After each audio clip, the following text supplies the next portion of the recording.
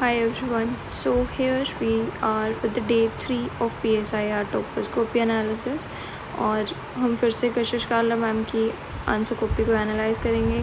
आज हम third answer देखेंगे जो है नॉर्मेटिव और एम्पेरिकल पॉलिटिकल थ्योरी से रिलेटेड। हम 2 क्वेश्चंस ऑलरेडी देख चुके हैं फेमिनिस्ट थ्योरी और सिस्टम थ्योरी पे। So the question is highlight the difference between normative and empirical theory of politics. सबसे पहले इंट्रोडक्शन में पॉलिटिकल थ्योरी को डिफ़ाइन कर देंगे और थोड़ा सा अप्रोच के बारे में बता देंगे। So political theory refers to generalisations about political life dealing with nature scope nature purpose of state as a domain of inquiry normative और एम्पेरिकल अप्रोचेस ये रिफ्लेक्ट करती हैं डिफरेंट एपिस्टेमोलॉजिकल स्टांस को। फिर हम आ जाते हैं स्टार्ट करते हैं फर्स्ट जो है नॉर्मेटिव थ्योरी से।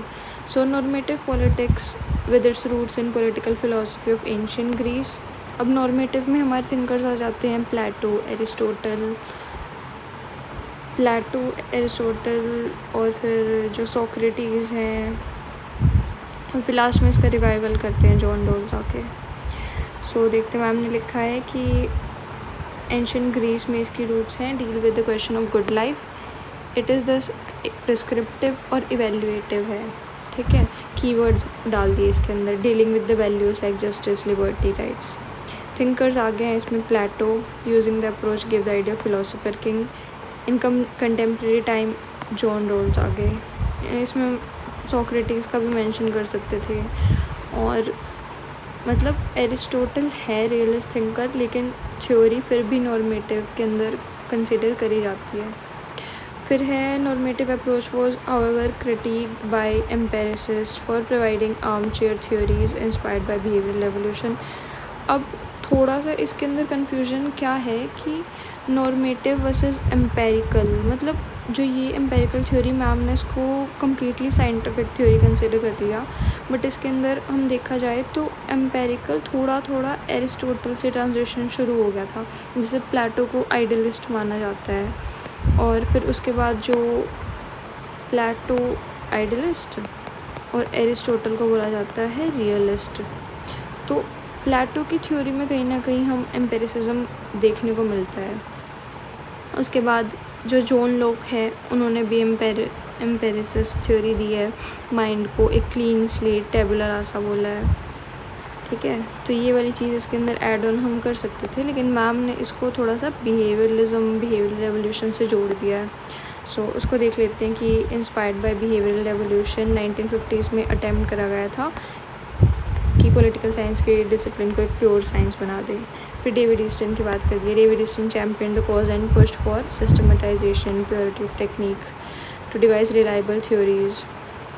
अब ये लॉर्ड ब्राइस ने बोल दिया था इनके वर्ड्स में that we need fact and fact. इसको कहीं ना कहीं ऐसी चीज़ों को ना वैल्यू एडिशन के लिए आप ऐड कर सकते हो अपने नोट्स में, जैसे कोई भी क्वेश्चन बिहेवियरलिज्म पे आ जाए, नेचुरल साइंस की थ्योरीज, ये सारी चीज़ें।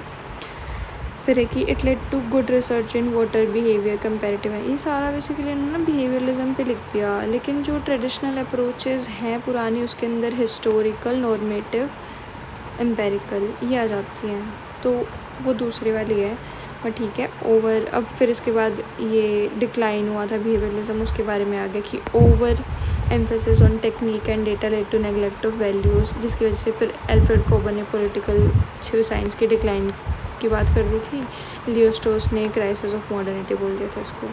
और फिर इस डिक्लाइन को अरेस्ट करने के लिए, ठीक करने के लिए पोस्ट बिहेवियरलिज्म आए थे जिन्होंने एम्फेसिस डाला था क्रिएटिव थ्योरी पर, और इनके मेन एजेंडा क्या थे, action and relevance. It was realise that discipline was moral response. ये आंसर बेसिकली बेटर ना, मतलब वो उस क्वेश्चन के हिसाब से हो सकता था अगर हमें पॉलिटिकल साइंस के एवोल्यूशन को ट्रेस करने के लिए बोल दिया जाता, तो परफेक्ट आंसर है कि स्टार्टिंग में थोड़ा आइडियलिस्ट नॉर्मेटिव था, फिर बिहेवियरलिस्ट आए, पोस्ट बिहेवियरलिस्ट आए, फिर लास्ट में प्रेजेंट का कंटेक्स्ट दे दिया।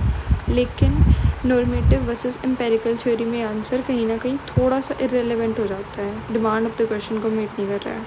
फिर लास्ट में कंक्लूजन क्या दिया है, to confront the challenge of जो प्रेजेंट के चैलेंज है, AI populism, digital surveillance, climate crisis, normative और एम्पेरिकल थ्योरीज़ की साइनर्जी की इम्पोर्टेंस है।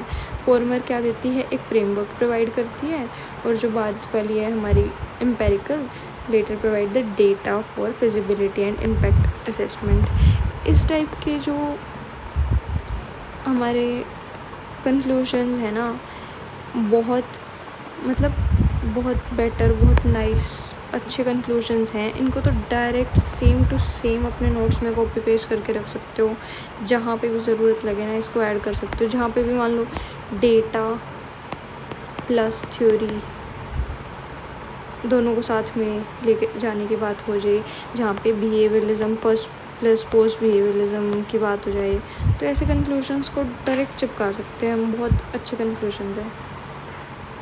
सो मिलते हैं अगले एनालिसिस में। वी विल ट्राई कि अब किसी और की कॉपी में से आंसर्स हम एनालाइज करें। ओके।